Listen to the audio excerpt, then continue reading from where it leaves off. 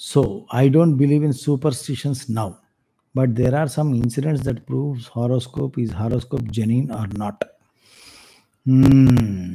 రాజ్ కుమార్ గారు, సార్ రాజ్ కుమార్ గారు, మీ మీరు దీన్ని ఎలా తీసుకుంటారో నాకు తెలియదు. నేను దాన్ని ఒక పర్టికులర్ దృష్టికోణంతో చూస్తాను. ఒక వృత్తి గాని, ఒక విద్య గాని, ఒక సైన్స్, ఒక విషయం, ఒక knowledge. Let us talk about knowledge. Knowledge అన్నట్టుగా మాట్లాడదాం. ఒక నాలెడ్జ్ కొంతమందికి మార్గదర్శకం చేసి వాళ్ళకి మేలు అనేది జరిగినప్పుడు దానికి ఉనికి అనేది ఏర్పడుతుంది. ఆ ఉనికి అనేది ఏర్పడింది అంటే అది డెఫినెట్‌గా దాంట్లో కొంత పవర్ ఉంది. కొంతమందికి అది కరెక్ట్‌గా గైడ్ చేసింది. లేదా కొంతమందికి అది మేలు చేసింది.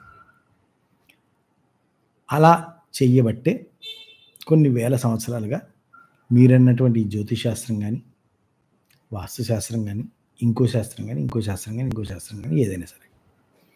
అయితే ఇందులో ఒక బాధాకరమైన విషయం ఏంటంటే ఈ రోజున నిజంగా అందులో ఘనాపాఠి అయిన వ్యక్తి, మంచి పండితుడైన వ్యక్తి, దాని మీద సబ్జెక్ట్ మీద కంప్లీట్ కమాండ్ ఉన్న వ్యక్తి దొరకట్లేదు.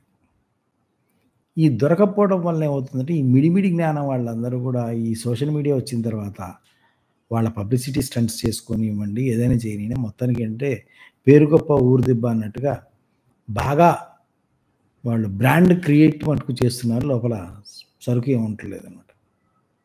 లోపల సరుకేం లేకుండా బ్రాండ్ ఇమేజ్ మటుకు క్రియేట్ చేసి డబ్బులు సంపాదించుకుంటున్నారు.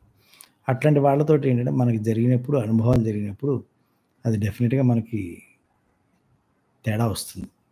అయితే ఆ వ్యక్తులు, కొంతమంది వ్యక్తులు చేసిన తప్పు వల్ల ఆ యొక్క శాస్త్రమే తప్పు అనడం అనేది కొంచెం తొందరపాటు అభిప్రాయంగా నా ఉద్దేశం.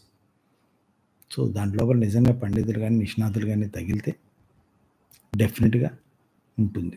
ఇది ఈ హారోస్కోప్ అనేది నేను రకరకాల డైమెన్షన్స్‌లో విన్నాను.